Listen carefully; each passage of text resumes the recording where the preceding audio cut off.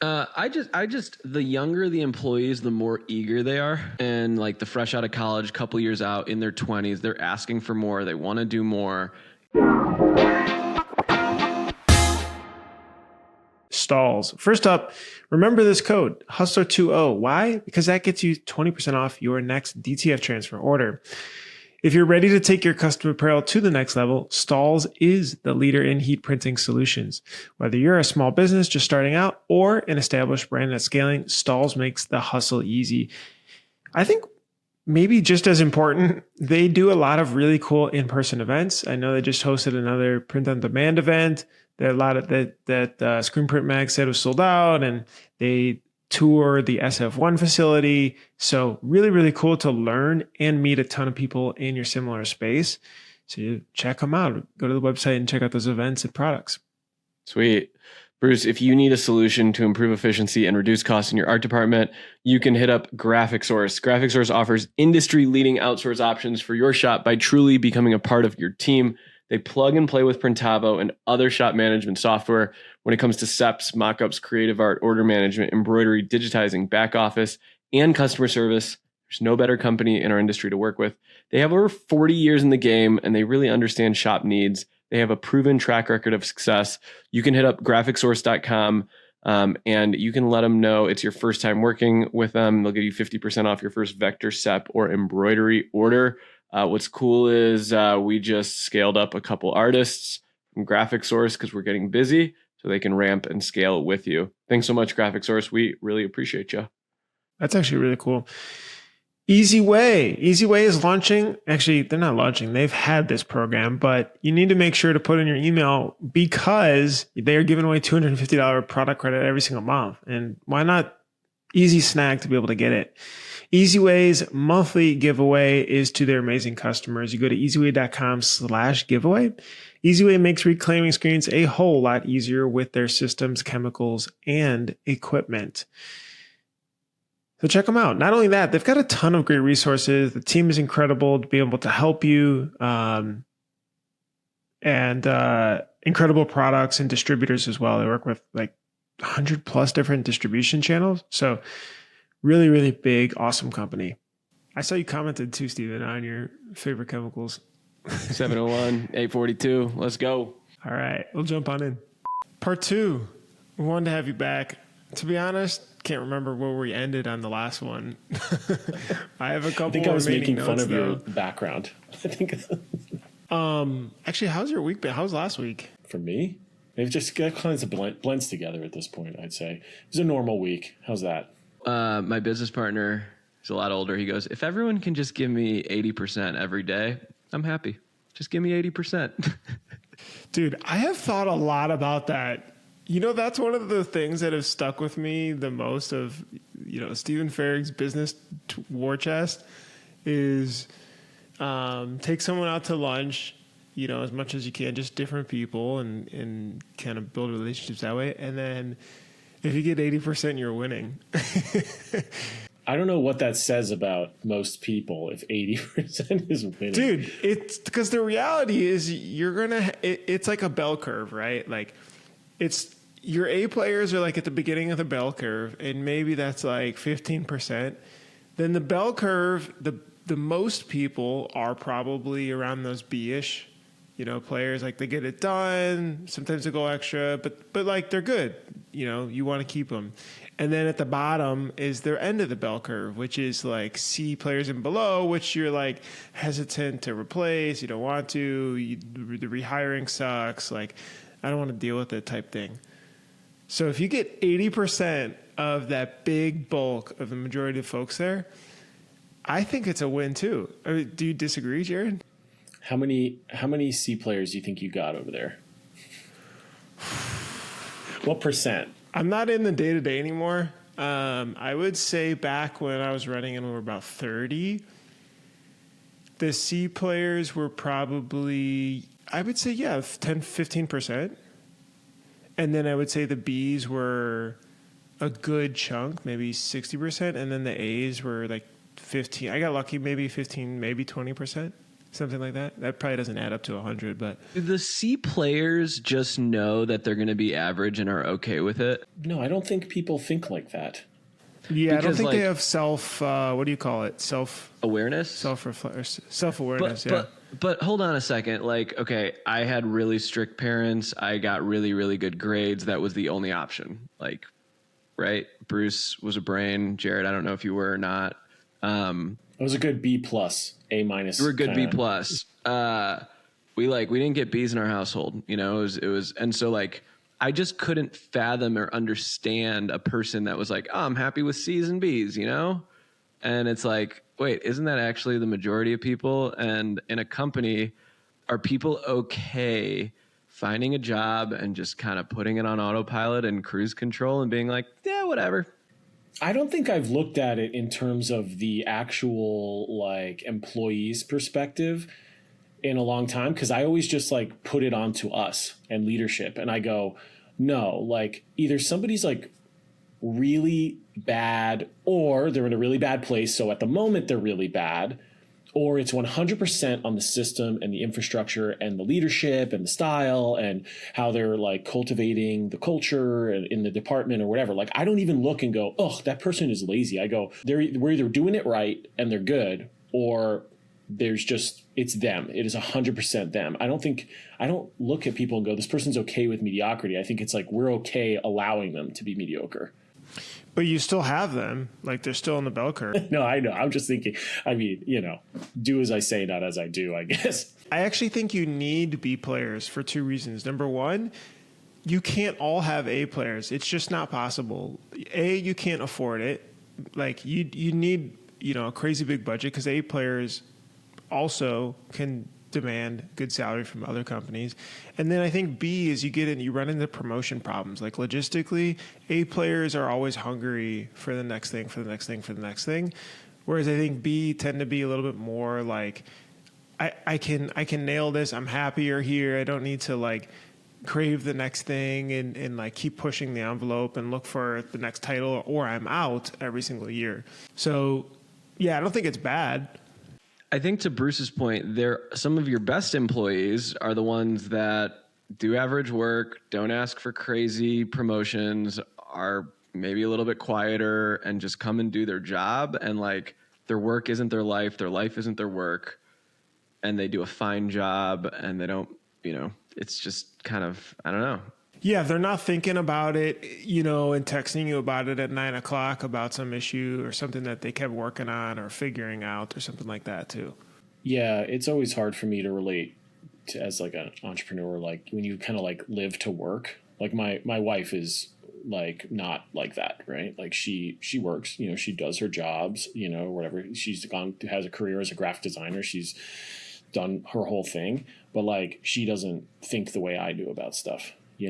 And so I think my perspective on the whole thing is completely warped, like in a weird way. But I suppose it's like that with all of us in a way, But I agree. I mean, we certainly have people where like we try to give more responsibility, and they don't want it. And part of me, it's a struggle for me to like think about those situations, Totally. It's confusing. It's kind of like, well, because I'm like, oh God, they hate it here. Or whatever. I don't know where my head goes spinning, And but I know it's not that. I've spent enough time, with chatbots, like dealing with this stuff. Is it fair to say that most employees don't have an entrepreneur mindset? So like the majority of employees will settle and find comfort over being uncomfortable. And like the minority of employees or a small subset will continue to feel uncomfortable, push the status quo, want more, be super hungry. But the majority of people want comfort. I don't know. I think it depends on the person. I know I can tell you based on like reviewing budgets and raise increase requests and stuff, like it doesn't seem like there's a lot of like very generally comfortable people based on a lot of coaching that we do. I don't mean that like they're not comfortable here. I just mean like they always want more. Like I can't relate to, let's say, the title thing that Bruce is talking about, right? Because here, at a certain level in each department, there's only so much going on. So like, unless you're in sales, like there is a limit on certain things, not cost of, obviously there's there's natural increase of being here over a certain amount of time, you know, but I always would describe it to people. I'd be like, listen, this isn't Entourage. You start in the mailroom, then you're an assistant, and then you're an agent, a junior agent, then you're there. Like that structure doesn't exist here in like a path that always is available to you. The opportunities would just kind of, if it's available and you have the skill set and you're that person, you 100% are considered for this stuff, you know? But like, we don't have people grabbing titles because it's not really a thing here anyway. Bruce and Jared, do titles annoy you? Or do you think they're important? I have had plenty of people where I find out their titles on LinkedIn. And I go, oh, I didn't know. You know, I didn't know that's what you were. Oh, people I didn't make realize up I titles gave now? you that. I didn't know that was a thing. Maybe, I mean, clearly. There is a small subset of people that are really obsessed with titles. And then, you know, if you don't give them one, they will make it. Oh, they're always directors. Everyone's a director, man.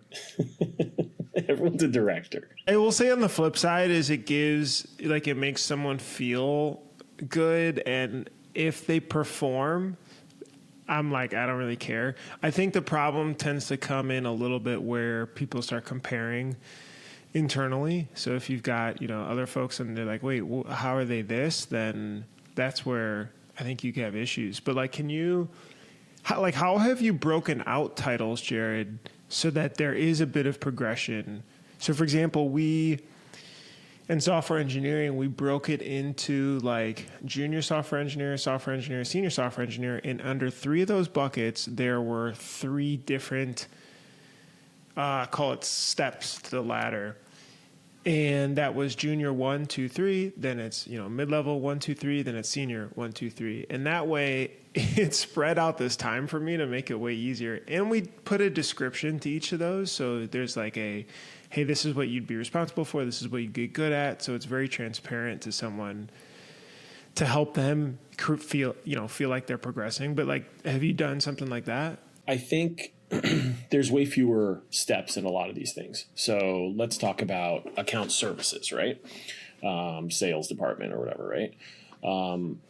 There's really, it's kind of like some people will start on their path as an account manager and then like helping maybe some of the top reps or a single top rep. And then they become somebody who is wanting to do sales themselves, so then they become like a sales rep. Or sometimes if they're more music oriented, we call them like A&R, you know. And then it's like senior account managers come after, like if they've been here a long time and they're account manager, you know. So like there's not that many levels, and in production it's more based on the role you're filling. So like we don't have, let's say, you know, like senior press ops. Like it doesn't, like that's not really a distinction we try to make. But we do have people who've been senior in production, let's say, and they kind of turn into like floor leads. But that's not a guaranteed role for anyone who's been printing for that long. You have to be the right person. So I think we're a bad example in that way. And then I don't think fulfillment, it's more just the task you do. An account manager role's like, hey, I'm looking for more responsibility. What's next? Has that happened? And what do you do then? Well, listen, in a dream world, everyone who helped a sales rep as an account manager matures, professionally, becomes experienced enough, learns enough, and goes, hey, now I'm going to bring in business. That's not really how it works, because not everyone thinks that way. Not everyone works that way, and luck doesn't really always shake out that way for people. So like with those, like we have opportunities where that people can mentor others, or they can like kind of semi-mentor the whole department and work with my sales coordinator who kind of handles all the diffusing of all the chaos in the sales department and help give attention to others. But again, that's not a track that's always going to exist for every single person. So usually I would imagine it is more of a money thing in that scenario. Because when was the last time you guys had somebody come to you going, you know, I just really want more responsibility? Like that's the focus of what I'm asking for, not I want more compensation, you know? I just the younger the employees, the more eager they are. And like the fresh out of college, couple years out in their 20s, they're asking for more. They want to do more. And I had an individual and he goes, I want to do more. And I go, why don't we start with coming to work on time? Well, no, I can't do that. I can't do that. I want to, well, it's like, no, it's like I assume, I mean, I've obviously not watched every episode of your podcast. How many people have you given the example of somebody coming in going, I need to make more money. And let's say they're paid hourly and you go, okay, well, you work like, you only work like 30 hours. Why don't you work 40? Well, no, I can't do that. And it's like, so what are we doing here? Like, but I don't want to sound like some curmudgeon, person, like an old guy or whatever. But I'm like, I don't know, but things have shifted, and I guess that's okay now. Do you have like an internal scoring system, Bruce? I'm curious to hear this. Like, I think an employee either has it or they don't. It's like a 1 or a 0. You got it or you don't. And if you got it, you're getting pulled in the room. If you don't, you're not pulled in the room. Do you guys have like a internal, like how you think about things? It's very interesting that you say that because my gut reaction was no. But when you explained what that was, I said absolutely. Because there are definitely people that you pull in to help make better decisions. And there's others that you're like, eh. Or if you're going to pull them in, you're like, if you have to sigh, like, yes, but someone else needs to help them with this. Yes, but. So I guess there's like that yes, but. We like the get it, like they get it, is definitely a vocabulary we use here, and at least on the like on the inside roles, like the office jobs, right? I can't speak for my production manager on how he screens people and thinks about it from that end on a more like the more physical roles, but do they get it? Could we see them being lifers is kind of how a word I use a lot. And when you see a lifer leave, that's always like depressing to me, like, and I'll say that to them when they're leaving, like, oh man, I thought you were a lifer. And then I think about what that sounds like to somebody who doesn't own the company. It sounds more like a prison. It's the worst getting a text too from them at a random time. It's like, hey, do you have 2 minutes to talk? No, close my door and go, hey, got a sec? And I'm like, oh my God, here we go. It's going down. Okay, I'm going to ask a question. This was in my Fabric group the other day. What is something that you have been tolerating for the last couple of months in your business? Lack of maintenance on SOP, procedure, documentation, follow through on things, which is why I took the last week to literally build my own knowledge base app like myself. And it's like, actually, I was just working on it when you guys were keeping me waiting for 3 minutes. I was continuing work on it. But I'd say that because you put all this energy into this stuff and then it's like to watch people not see it through or update things really has been driving me crazy to the point where I'm like, oh, I'm not going to pay per seat for Notion. I'm just going to build my own because I need all these other things. So how long? Okay. So like there are things that happen in my, I travel a lot. And I'll come back and forth between Champaign and Chicago, and I'll see the same thing, and I'll be like, dude, I saw this 2 weeks ago. Can someone fucking move these boxes? My business partner will hide $100 under it and say, I'll get it at Christmas. Jed has the best. Jed Full and Dave Ramsey, man. I'll tell you what. Little sayings. Yes, Jed and Dave Ramsey. I'll tape $100 to the bottom of it, and we'll make someone rich by Christmas. It's almost to the point where it's like you say something, and then you leave and you hope it gets done, and then you come back.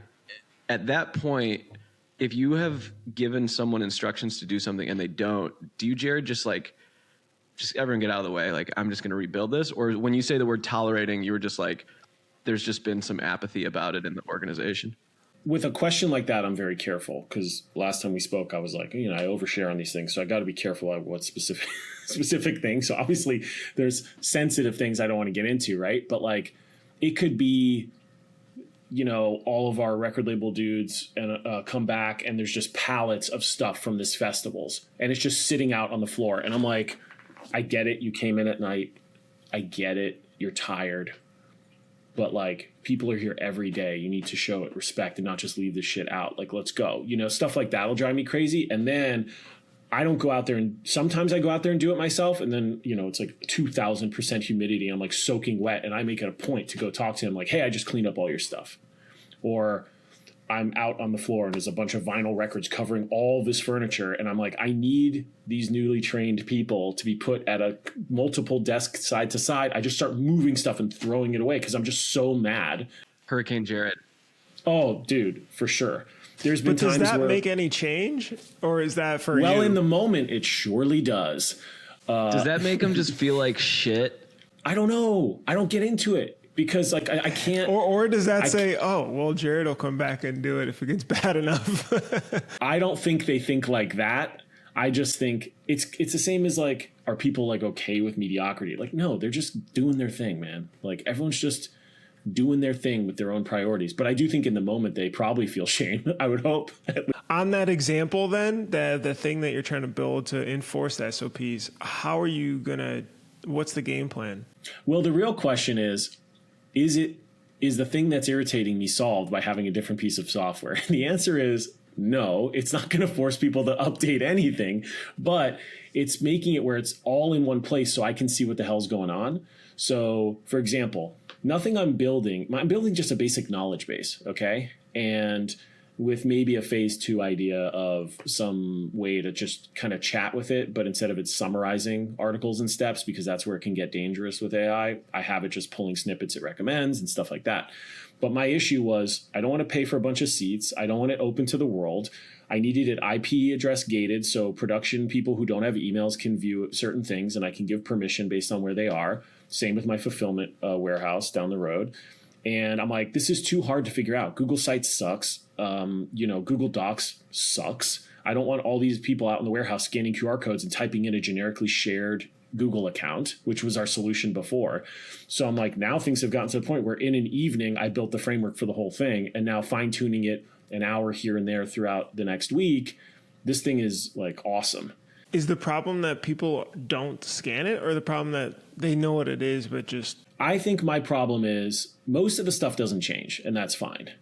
But the amount of, the tribal knowledge, the verbal stuff that's happening, I'm hearing it in my office. I hear it across the hallway. I hear it and I go, we need to put this in a central place. But then I don't harp on people because I'm like, they're just going to put it in their place or worse, in their head. And then they say it's all up here, So I'm like, if I can have a thing that does exactly what I want and I can watch it, I can have my own side of it that sends me a report saying none of these things have been viewed in however long, or this hasn't been reviewed. Or I talked to, yesterday I was saying, man, I could like almost like an inventory cycle count where it's just you do one thing every day, just forever, always. I could be like, send the manager one thing a day saying, is this accurate? Or a week, hey, is this post accurate?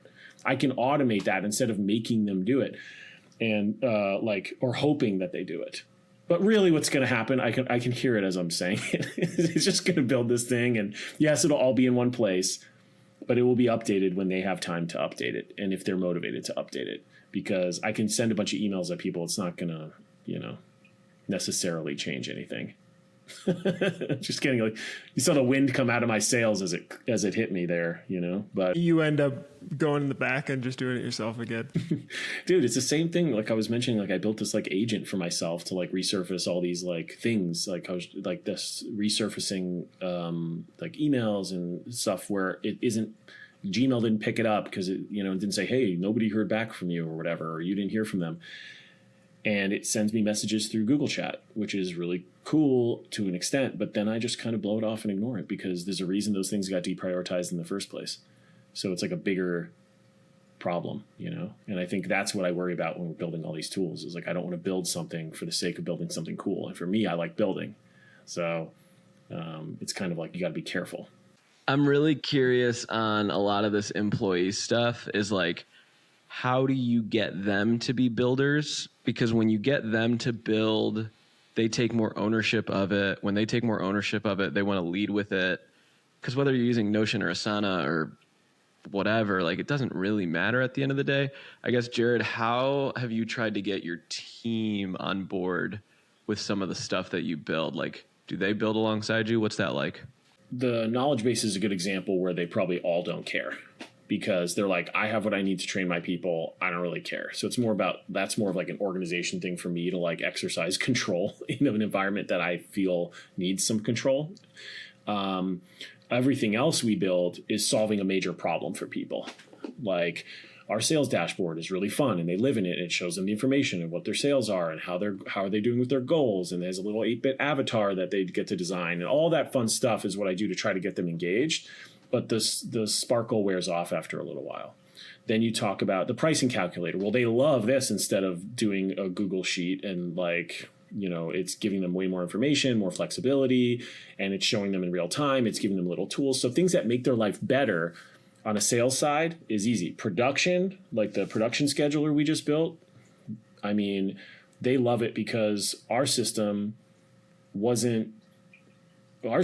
built to schedule by design, not by placement, which is like insane at our size. Like you have to be able to, it's like when you guys created the power scheduler for Printavo or whatever. We literally were like trying to convince ourselves to switch to Printavo. It was just too difficult. There was too many things that didn't work for us. So we built this thing that layers over all of it. And we worked with our production manager and the guy who schedules and the floor lead, or the floor manager, to kind of like really make sure we understood what worked. We had stuff from from Ryan Kasparian, like his manual tracker sheet that we had been using, which was, at the time it was great, but eventually now it's very low tech, right? So we built all that stuff ourselves. So everyone's really happy to do it. One, because it's easier than what they're doing before. And two, because my production manager is happy because it gives him insights into all this stuff. Now he can really see. I just literally provisioned 7 Samsung Galaxy tablets or whatever and put a little arm, and it's on every press now, and they run their little timer and they can see where these shirts go next, which seems like common sense, but they didn't know that before. There was a lot of wait, who's doing the backs? What's going on? Because we didn't have the software to do it, and now we do. So in those cases, it's awesome. Do the reps, my sales reps, like it when Robert builds a storage system that shows how bad storage is for e-com and we have to start charging or getting rid of stuff? I'm pretty sure they don't love that app, but we need it. And eventually it'll be part of the language. And eventually we'll consolidate a lot of this stuff into a single place. Are you starting to see the payoff on all of these financially? Or is this just stroking your ego? I'm so good at building. It's out of control. What I think is on the production side specifically, the efficiencies that we want, that we've been talking about for 3 years, were not realistic to obtain until we gave them a tool to track these things easily. So now that they can do the scheduling the way they should be, and they were doing it manually before. It was just crazy, So now it's a lot more manageable. Now we can start holding people a little bit more accountable, and they can start owning it. They know what's going on. So I think while we haven't done the math, we know it's well on its way there. It's helping us because now we have the physical restrictions are stopped too. Staging is a lot easier because it's a lot more clear what's coming next. And, it's not like it was a free for all before, but it was not, look at this tablet and it shows exactly what's happening. There was a lot of shuffling things because things would go wrong. So what, changing directions a little bit, what do you feel like what worries you either about the business or industry, kind of customer related? The clients who manipulate on the AR side. And that one really worries me because when we talked about this a little bit last time, where when you have a larger sales team and everyone's certain clients are priorities to different people, and you have very relationship based stuff, and then you have lots of people down the line who are afraid. You have management over there who's afraid. You have assistant management who's afraid. Then you have the rep who's perpetuating this fear of, no, we can't because whatever, or it's just going to come. That is very, very stressful. And it's, you're kind of in a thankless job in a lot of ways, here. So you're printing, you're doing what you're supposed to do, but it's hard, man. It's hard to carry stuff 90 days. What do you do about it? Or how do you manage that? I would say you pull on a credit line, or are you just very manual? It's all the time. So it just becomes part of our operation. So really it's more like you just apply pressure to reps. When I hired our AR person, she'd been doing it forever. And I was like, okay, so you're not somebody who gets, upset or depressed about a thankless, endless, no brick wall job, right? Because she goes, dude, I've been dealing with this forever. I used to collect from truckers. It's fine, right? But even still, that's 3 years ago. she has her days where you're like, oh my God, I think she's going to quit. How does someone like that in their role, like, what does that look like? Is it literally just going down a list and It is a lot of talking. No, because we don't allow certain escalations without the sales rep getting just as frustrated, their supervisor being like, yeah, okay, we need to escalate this now. So there's like steps, so it's not like, dude, the amount of stuff I've sent to collections over the years, it's a waste of time because nobody ever pays. So it's like, it's very strange. I mean, don't get me wrong, most people do pay, and there are certainly people who milk the system, but when it comes to the stuff that stresses me out, that's the stuff that stresses me out, because that affects everything. Because if you're flush, nothing is as bad as it is, but when you're strapped, that's when you have like a major pressure on everything. So what does a dedicated account receivables person, like, what does their day look like? It's not just accounts receivable. So it's a lot of managing commission logging and making sure all that is tracked correctly for our sales reps too. Shipping audits, making sure things were charged correctly, and which again will be automated soon, which will be nice for her. But I think it's a lot of talking and finding out stories, because if everyone did the right thing, that job would just be send out automated invoices, but it's not. It's wait, oh, this is what's going on. So it's tons of stories, tons of begging, like to internally even just like asking like, hey, what's up? Tons of following up. Hey, you said you were going to do this. What's the deal? Or, oh, who approved that plan? And somebody going, I didn't approve that plan. And you going, well, then why are we having this conversation? Somebody said something, so it's a lot of reverse engineering. Do you do that too, Steven? Do you have this or no? Yeah, I let Watson deal with it. I don't mess with it. I mean, we at any given point, we could have close to $1 million in AR. If it's not managed properly, it could spin us out. And so like Watson has basically good accounts receivables and bad accounts receivable. Watson is Steven's CFO. That's our CFO.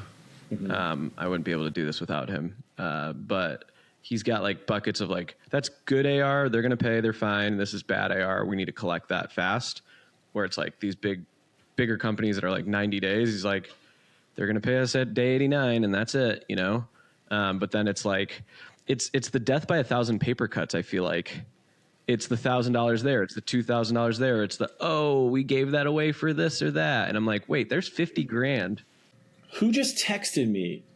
Gorilla Joe texted me or somebody and was like, we were talking about something after the episode came out. And he said something about, we were talking about chasing money or whatever. And I was like, dude, if everyone who owed me $1,000 paid me, oh my God, do you know how much money I would have? Like, it would be insane. Your perspective on it all is so warped because I go, oh my God, this person owes 500,000 or 200 or 150 or 80. You're like, oh my God, because you got, it's incredibly, to me, it is incredibly stressful. And because there's so many players involved, even before it gets to the client. And then like, I know my mentality, I know how I handle business, but I can't be the sales rep for every single account. I can't be them. So you have to train them, but not everyone has it in their blood to be a business owner and think and execute like a business owner, to see these traps that clients lay and fix them or whatever, And again, it's not all the clients. There's just some where it's the same game and it is exhausting, Yeah. Yeah, it's interesting. Are there any other, actually, what do you think is the best role that you've hired for in the last year? I'll answer it in a roundabout way. So we have some positions that have naturally just been created. So last summer, our in-house software guy left, which a lot of what he had been doing at that point was a ton of Shopify related stuff. So obviously we replaced him, his tasks on that front with more of an e-commerce coordinator role, which isn't about adding or editing products. It's just setups and configuration of like 100-something Shopify stores at a high level. So we have account managers who do all of the product ads, store edits, that kind of inventory stuff, which is totally separate. So that was a really interesting one because it allowed Robert to have somebody watching the storage and give him a little bit of like breathing room to like have somebody else following up and holding him accountable for some of these things. So that led him to building the app that does the storage evaluations and stuff. And then in account management on the sales side, we had somebody who, as somebody looking for more opportunities, right, more responsibility, this person had all the showings of somebody who could be a great teacher to other people and is like almost like a great example of somebody who can handle pressure, can teach people like the right way to do things. Everyone respects this person. And then we kind of made somebody who's more of a mentor to other account managers, which allows it to be not something where the only care they're getting is putting out fires from their manager. It's somebody who's actually motivated to do that day-to-day account training, as opposed to just, I manage the salespeople and the account managers, and I'm just dealing with problems left and right, which is what my sales coordinator had to do. So those are newer positions. So we didn't like hire for them per se, but there were new roles that kind of appeared. And I think they're like signs of change in the company. And you promoted from within then on those, which is nice. Well, the e-commerce coordinator was an outside hire. That one was, but the sales coordinator one. Yeah, he's more of like a senior account manager kind of guy. But yeah, and we're still new on that. And just doing that, just like exploring those new roles, right? It created me doing a deep dive into like certain problems we had, or like it was a solution to a problem that was happening in real time. We're like, how are we pairing these account managers with sales reps who aren't trained to have people working for them? They're not trained delegators. They don't know what they're doing. And then everyone starts getting mad at each other, but not to each other, you know? So we end up doing this, and we get somebody in who can actually care about this assessment checklist I came up with and can actually see this timeline through, because the bandwidth wasn't there. We would all have the bandwidth if the AR problem didn't exist, by the way. I'm going to keep coming back to that. So like if the AR problem if it wasn't so difficult, you know, and everything was reasonably paid all the time, then there wouldn't be as much pressure and stress on things, and you could do more with that, you know? With that sales coordinator role, did you tell them, let's give this a try for 30, 90 days, or was it just... We committed.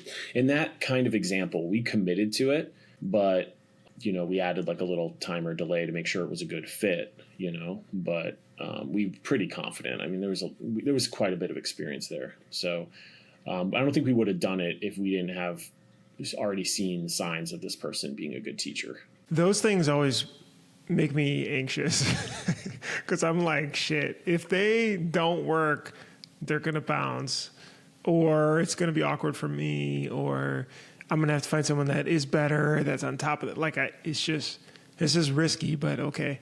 I was going to say, have you ever been wrong about an employee? Like, you know when you have a bad feeling about someone and you've hired them, and you're like, oh boy, I don't know if this is going to work out. Like, all right, we'll give it a shot. And then it doesn't work out. Looking back, it's really easy to call out those moments. There's definitely been I'm not going to obviously get into specifics, but there's definitely been times where I'm like, I don't know, but the resume's so good, but then there's like this thing, and I don't know, and then we kind of put it off, and then they were like really thorough on following up, and I go, that never happens anymore. I swear to God, like I'm surprised when somebody follows up after an interview these days. And I'm just like, I don't know, let's wing it, let's see what happens. And then it turns out like, oh yeah, this person is completely dramatic and all this stuff's always happening, and, you know, like problematic stuff, you know? So it has definitely happened before. And then there's definitely been times where in hindsight I go, yeah, maybe we overcorrected there. Like we need do you have any good interview tricks that you found to help sift through people? You know what's interesting? We've gone full circle from like, go with our gut, talk to these people, feel them out. Do they get it? You know, do they feel like lifers, that kind of thing, to the point where I'm like, when you're replacing, I don't know, whatever role, right? Let's call it more of an inside, like computer, like admin, or like, you know, administrative kind of role, or like even just higher level management, assistant management. I look and I go, man, I wish you could ask questions to determine if someone's going to turn out to be like a sociopath or like a toxic person, which of course you can't, because typically those people who are like that are really good liars.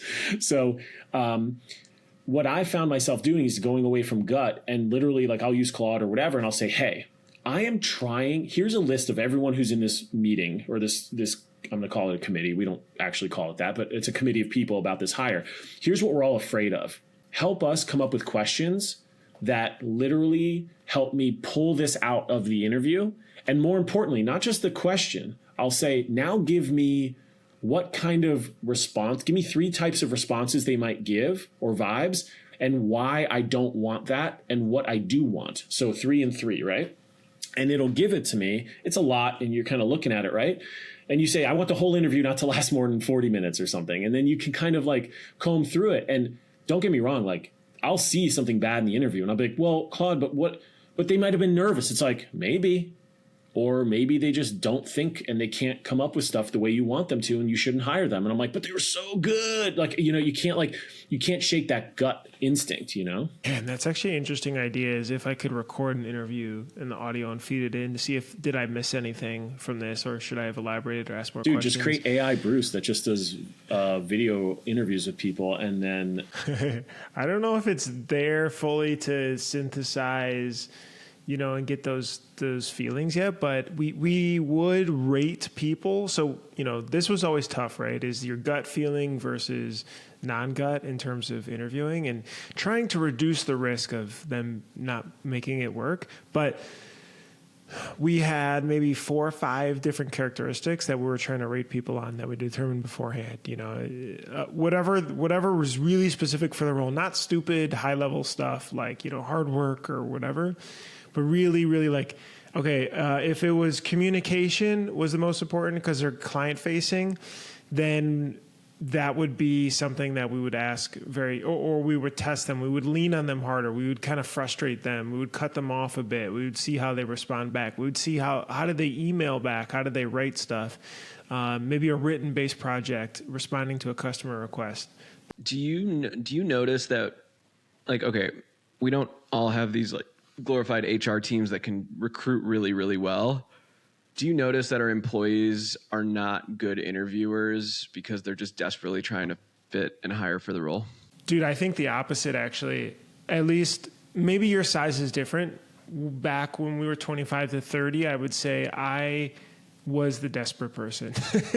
And they were my double check to say, they're okay. Lately, People that when I haven't been part of the interview process, we've botched it. how big is the sample size on that statement? Because could it just be a string of bad luck? It could be a string of bad luck, but like a hire that we should have gotten that we didn't, that I didn't closely monitor is tight. And it's like, come on, we're better than that. Or a hire that we made that we didn't just thoroughly do a good interview process and we rushed it. And then their leaders come to me and go, that's not working out. I'm like, okay, fire him. And literally this happened like a month ago, and our CFO Watson and they're like, who's going to fire him? I'm like, you are you going to be there? No, I don't know them. I don't know. fire him. You hired him, fire him. We definitely had like, so there are some things like, so my little trick that I've done recently is like, and it depends on the information you have available, right? But what I'll try to do is craft questions where like I try to get them to talk a little trash about their previous job, so I can kind of feel out like what is up with this person, what kind of person are they, right? And it works. Like, at least the way I do it, like I'm able to unlock that in people when I talk to them, because to me, it helps them feel like they can be honest. And when they can be honest, I can get an idea. And then all of a sudden I start getting a story about what actually happened at the old place. And it helps you think, well, what happens here that might, trigger this person or make them, or is that something we want to deal with, which I know sounds kind of strange. Do you remember a specific question about that helps sift that out? Yeah, like, well, not specifically, but maybe more like, okay, so you're looking for a job, but you also just told me that you left this place 2 months ago. Most people don't leave until they have something else lined up. What happened there? You can be honest. Like, I get it, and then all of a sudden stuff starts pouring out as I kind of keep drilling. Well, there was actually this thing that went down and I didn't really like what was happening. And I was just like, you know what? I just want to find a better place. And then I'm like, oh, okay, that's kind of cool. So was it like issues with management or whatever? You just kind of like keep kind of seeing until you can figure it out, and I noticed that too. But I noticed that is those resume, we'll call it jumps or something, is fairly common though. And so figuring out the why, as in if someone blames management, I find that as a bit of a red flag versus something was up with the business or whatever, and we didn't jive, or, I didn't like this, or whatever happened, or the business wasn't doing too well, that's more on the fine side of me. But yeah, if someone starts complaining about their manager, that's when and maybe that was true, but that's when I red flag. Then what really sucks is I'm like, well, then you start worrying like, oh man, there's this thing. And then I go, I'm the one who like forced this topic. Like they weren't trying to complain. I like pulled it out of them. And then I wonder like, I don't know, did the whole thing backfire, which is a downside, but at least you can try to get a vibe for what's going on. For better or for worse. But yeah, that one, I did walk out of that going, I walked out like feeling kind of, I don't know. And then I go, but nobody was going to bring it up until I forced the issue. So wrapping up here, if you were to advise someone that's hiring the first or second employee, what would you say to them?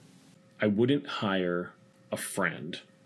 Dude, this company was built on us hiring our friends. So trust me, I understand. But you know what's really hard to do? Like be professional with a friend, Just try hiring a sibling or brother or whatever. Good luck, man. Like, it's just like, it's not that I get the loyalty is there, but I'm telling you, man, like you find yourself when it's bad, you go, I wonder if I could have taught somebody else how to do that, And I'm not saying that I have problems hiring people I know now, but. Do you mean hiring friends in leadership roles or like bottom of the, like, I need you to fold shirts? Well, I guess his first or second employee. Yeah. So early on, not in leadership yet. I don't know. I have two of my closest friends working with me, and they're the only human beings that can balance me out. Like I trust them. I mean, my partners would say the same about me as partners, I think we all kind of bring different things to the table. But I just think if somebody's asking, who should I hire? I mean, there's a million other questions I would ask to drill down on it, but I don't know what kind of job it is. In this hypothetical, Bruce, what role, what am I doing? Is it a print shop? Because if so, you're looking for someone to do like basic work. Is it sales? I don't know, man. Trust me, we built this whole place off friends. We started it as friends. We hired as friends.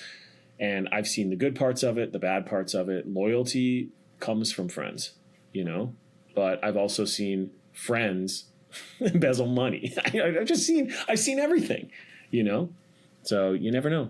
Strangers, it's a roll of the dice. We always want to hire people who we know through our networks, but then sometimes you create like this, I don't know, self-fulfilling prophecy of styles of people and behavior, so who knows?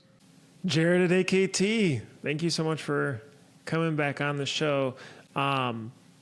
I always like our conversations because they end up in a totally different spot than what I thought, which is the best. Printhousers, thank you guys for joining us on this week's episode.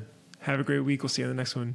Thanks so much for listening. Hopefully that was informative. Don't forget to subscribe. Don't forget to like. Don't forget to hit the bell for notifications if you enjoyed this video. If you enjoy all the stuff we're putting out, it's really helpful. We love to just be able to see it. That means that we're doing a good job.